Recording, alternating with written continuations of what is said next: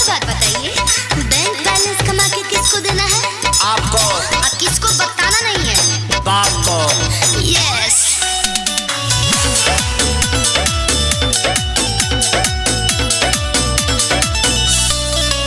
हाँ कल जुग के है सच्चाई बाहो, चुप रहले में सब कर भलाई बाहो।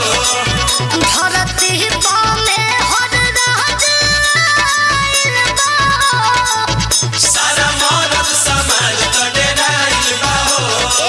तू लोग का बोलता हो? चुपचाप रहो लो।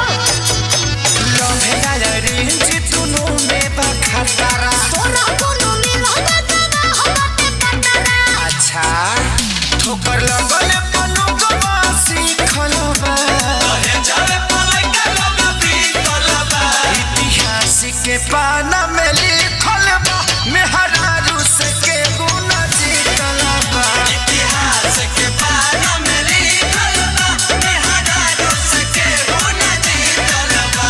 हेलो, एगो और बात बताई, आपस के झगड़ा कहाँ सलटे के बा? घर में। आ कहाँ बतावे के नहीं खे? तारा नई हर में। एक आखिरी सवाल, ए दुनिया में सबसे सुंदर औरत के? तू।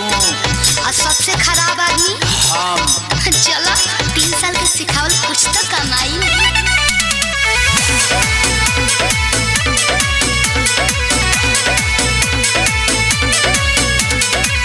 सब कर इंजान भइल सीज बाहो, डॉक्टर चीज के मरीज बाहो।